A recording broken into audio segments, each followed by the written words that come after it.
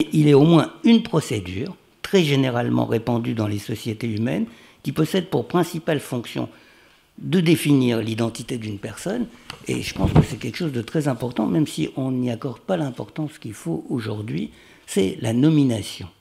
Alors, une vulgate psychanalytique un peu naïve, on va dire, une psychologie pour magazine féminin qu'il a ensuite relayé, nous ont laissé penser qu'il est naturel de nommer un enfant selon la fantaisie de ses parents. Alors, par exemple, Freud a appelé son premier enfant Martin, parce que Charcot, son maître, s'appelait Jean Martin, un autre Ernst, parce qu'un autre de ses maîtres s'appelait Ernst Brück, et une autre Mathilde, parce que l'épouse d'encore un autre de ses maîtres, il avait beaucoup de maîtres apparemment, mais un mec qui parle tout le temps de ses maîtres comme ça, moi je n'y ferais pas confiance. Hein. Et donc, c'était donc Breuer, et la femme de Breuer s'appelait Mathilde, donc il a appelé sa première fille Mathilde, etc. Et donc cette idée comme ça que les fantasmes des parents produisent les noms des enfants. Il existe des mondes civilisés, ça c'est la sauvagerie totale, hein, c'est la sauvagerie.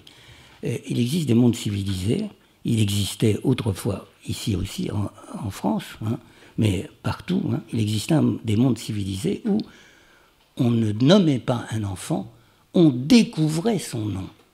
Ça signifie que l'enfant a déjà un nom. Le nommer, c'est trouver le nom qu'il a. Ça va ? Vous me suivez ?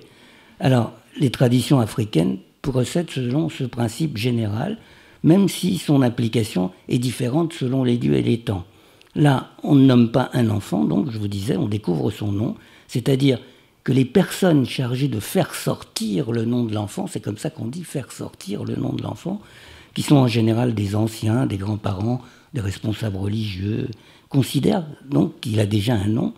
Et comment est-ce qu'on peut le trouver, ce nom ? Eh bien, on peut le trouver en posant la question.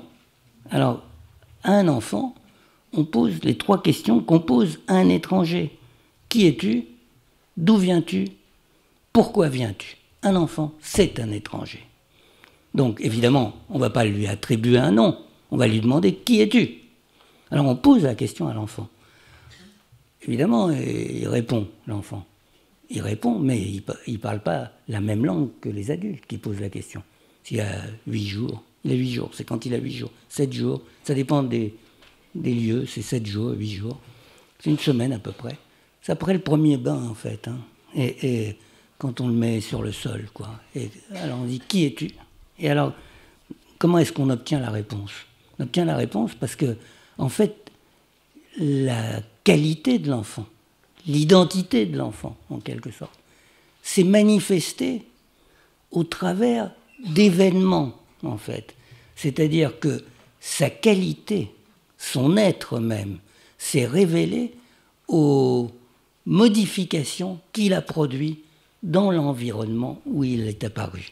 Donc, qu'est-ce qui s'est produit ? Alors d'abord, sur la mère, qu'est-ce qui s'est produit dans la famille ? Qu'est-ce qui s'est produit dans le village ? Qu'est-ce qui s'est produit dans la lignée pendant que cet enfant était en train d'arriver ? Dès les premiers instants où il a montré son nez, quoi. Ça ne veut pas dire forcément que sa mère, les moments où sa mère a été enceinte, hein. Ça peut être un peu avant. Il commençait à montrer son nez déjà, hein, et un peu avant. Ça peut être un peu après aussi. Mais en tout cas, on interroge les événements. Et alors, c'est comme ça que, par exemple, au Congo, je vais vous donner quelques exemples congolais, je vais m'arrêter un tout petit peu sur des exemples de nomination congolaise, vous allez comprendre. Par exemple, au Congo, on peut s'appeler « La souffrance était amère ».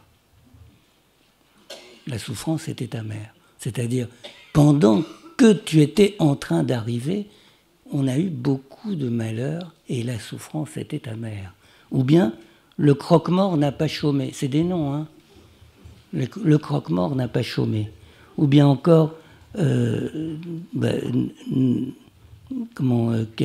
vais revenir sur un nom précis tout à l'heure.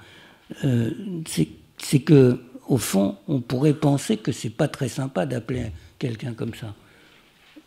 Mais détrompez-vous. Un nom, parce que vous pensez que, je ne sais pas ce que vous pensez, hein, mais j'imagine que, par exemple, vous pourriez penser que quand on dit Jules, on croit qu'on s'adresse à Jules. Mais quand on dit Jules, mouche ton nez, par exemple. Jules, mouche ton nez.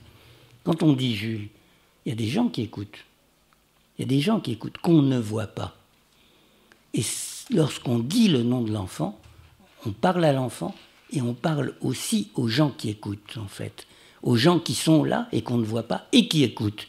Et c'est pour ça qu'à ce moment-là, c'est comme si on disait « On a bien vu que le destin de cet enfant était marqué par le malheur depuis sa conception.